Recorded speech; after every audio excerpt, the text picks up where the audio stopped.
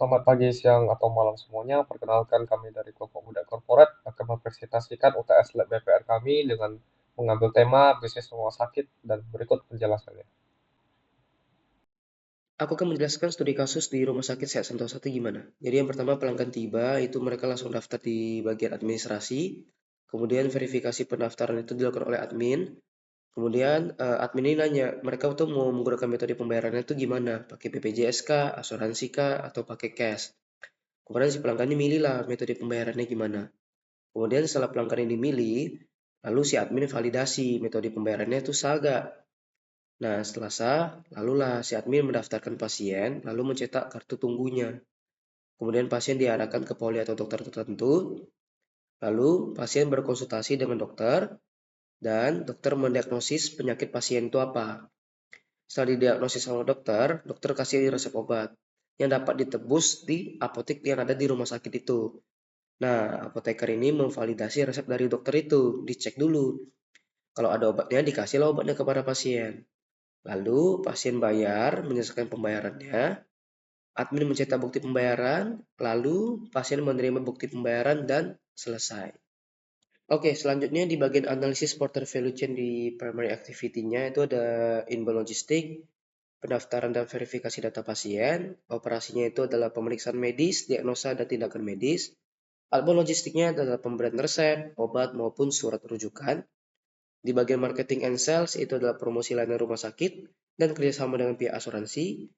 Kemudian bagian servisnya adalah layanan purna seperti kontrol, telemedicine, dan juga customer service. Kemudian di bagian support activities ada 4. Yang pertama adalah firm infrastruktur, itu adalah struktur manajemen dan sistem akreditasi yang mutu. Kemudian di bagian HR manajemennya adalah rekrutmen dan pelatihan tenaga medis maupun non-medis. Lalu di bagian teknologi developmentnya adalah pengembangan sistem rekam medis elektronik dan telemedicine. Kemudian di bagian procurementnya adalah pengadaan obat, alat medis, serta teknologi pendukungnya. Jadi saya akan menjelaskan mengenai visualisasi alur bisnis menggunakan BPMN. Yang pertama dari pasien. Pasien akan mengisi form pendaftaran di bagian administrasi, kemudian menyimpan datanya berupa form pendaftaran. Setelah form pendaftaran ini akan dikirimkan kepada admin rumah sakit. Setelah itu pasien akan menentukan metode pembayaran, menunggu giliran pengecekan dari dokter, kemudian ada alat pemanggil antrian. Selanjutnya mendapat giliran pengecekan dari dokter, menebus resep obat yang diberikan dokter, menyelesaikan administrasi pembayaran, dan menerima bukti pembayaran. Kemudian selesai. Untuk bagian admin rumah sakit dimulai dari menerima form pendaftaran dari pasien, kemudian memvalidasi pendaftaran pasien. Jika tidak valid, maka pasien akan diminta untuk mengisi ulang form pendaftaran. Kemudian jika valid, akan lanjut kepada bertanya mengenai metode pembayarannya. Selanjutnya berupa validasi metode pembayaran pasien. Di sini jika tidak valid, maka pasien diminta untuk menentukan ulang metode pembayarannya. Dan jika valid, admin rumah sakit akan mendata pembayaran pasien, kemudian menyimpan datanya. Selanjutnya mengirimkan data pasien ke dokter, mencetak kartu tunggu pengecekan, kemudian mengecek status pembayaran pada saat pasien menyelesaikan administrasi pembayaran. Jika tidak valid, maka pasien akan diminta untuk menyelesaikan administrasi pembayaran. Kemudian jika valid, maka admin rumah sakit akan mencetak bukti pembayaran yang selanjutnya diberikan kepada pasien. Kemudian selesai. Yang ketiga ada dokter. Dokter akan menerima data pasien, melakukan pengecekan, menentukan diagnosis, dan memberikan resep obat kepada pasien. Yang dimana resep obat ini akan disimpan datanya. Selanjutnya apoteker. Apoteker akan memvalidasi resep obat yang diberikan dokter. Jika tidak valid, maka akan berhenti. Selanjutnya jika valid, maka apoteker akan memberikan obat kepada pasien. Kemudian selesai.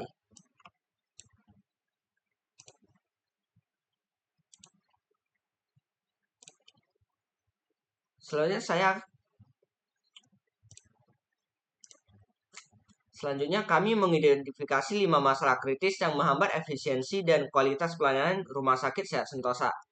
Yang pertama ini verifikasi BPJS masih manual sehingga prosesnya lambat dan menyebabkan penundaan di awal pelayanan. Kedua, data pasien masih terfragmentasi. Data pasien ini belum terintegrasi antar poli sehingga menyulitkan dokter untuk mengakses riwayat medis yang lengkap.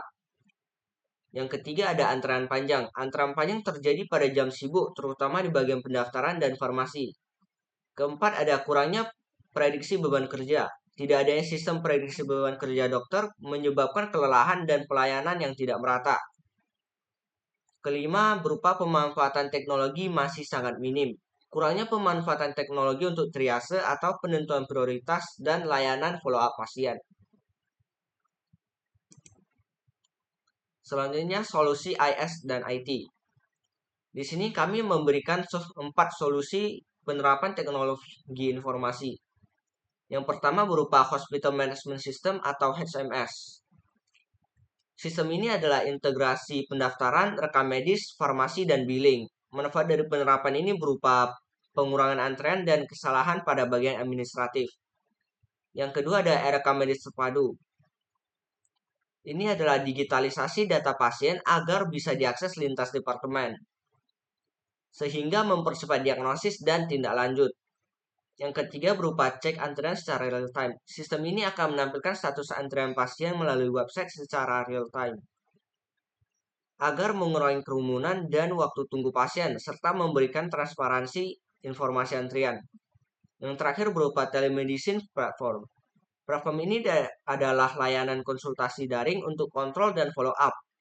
Manfaat dari penerapan ini berupa peningkatan kenyamanan dan jangkauan layanan. Selanjutnya akan saya jelaskan mengenai tantangan yang dihadapi ketika kita menerapkan solusi SI atau IT kami. Yang pertama adalah penggunaan sistem yang tidak tepat oleh staf. Hal ini dapat diatasi dengan pelatihan staf yang tepat agar penggunaan sistemnya dapat sesuai dengan yang kita harapkan. Selanjutnya adalah biaya yang tinggi. Karena untuk mengimplementasikan sistem ini dibutuhkan biaya pengembangan dan pemeliharaan yang cukup tinggi. Namun, diharapkan biaya yang dikeluarkan ini dapat setimpal dengan efektivitas dan efisiensi yang diberikan. Kemudian, adanya hambatan karena keterbatasan jaringan. Hal ini dapat terjadi karena keterbatasan infrastruktur yang ada di negara ini. Oleh karena itu, hal ini dapat berpotensi menghambat layanan konsultasi secara daring di rumah sakit ini. Kemudian, adanya kendala teknis seperti gangguan sistem, seperti pada pendaftaran atau billing. Hal ini dapat ditangani dengan adanya IT support yang memonitoring performa sistem dan memperbaikinya jika ada kendala seperti ini. Dan terakhir, adanya resiko keamanan data. Jika operasional rumah sakit ini sudah didigitalisasikan, maka tentu adanya risiko kebocoran data. Hal ini dapat dimitigasi dengan meningkatkan cyber security-nya dan membackup data-data yang penting.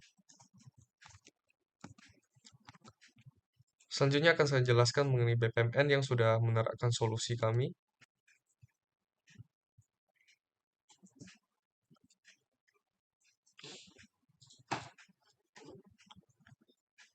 Seperti yang kita lihat, adanya penambahan pool baru yaitu sistem dan beberapa proses bisnis yang awalnya dilakukan manual oleh admin sekarang dilakukan oleh sistem. BPMN ini dimulai dengan pasien yang mengisi formulir pendaftaran. Kemudian form ini dikirimkan ke sistem untuk divalidasi. Jika iya, maka sistem akan bertanya tentang metode pembayarannya. Jika pasien sudah menentukan metodenya, maka akan divalidasi lagi oleh sistem. Jika metode pembayaran ini valid, maka data akan dikirimkan untuk admin untuk dicek. Setelah admin untuk verifikasi data ini, maka admin akan mencetak kartu tunggu pengecekan dan menyimpan data pasien tersebut. Kartu pengecekan ini akan dikirimkan ke pasien. Kemudian jika pasien sudah mendapat giliran, maka pasien akan dicek oleh si dokter. Dokter bisa melihat data-data pasien dari sistem dan melakukan pengecekan. Setelah dokter mendiagnosis penyakitnya, dokter akan memberikan resep obat dan dikirimkan ke klien atau si pasien ini. Pasien ini akan menembus resep yang diberikan oleh dokter ini ke apotek atau rumah sakitnya. Bagian apotek akan memvalidasi resep obat tersebut dan jika valid maka apotek akan memberikan obat tersebut kepada pasien.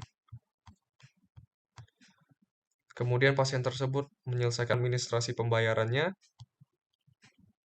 dan sistem akan mengecek status pembayaran. Jika iya, maka sistem akan mencetak bukti pembayaran dan selesai.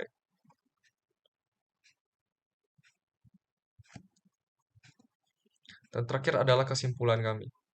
Jadi, dengan penerapan solusi digital seperti hospital management system, antrian real time, dan rekaman medis yang sudah elektronik, diharapkan Rumah Sakit Sehat Sentosa ini dapat meningkatkan efektivitasnya, efisiensinya, kualitas layanan, dan memiliki keunggulan kompetitif yang dapat bersaing. Sekian presentasi dari kelompok kami, mohon maaf jika ada kesalahan dan terima kasih.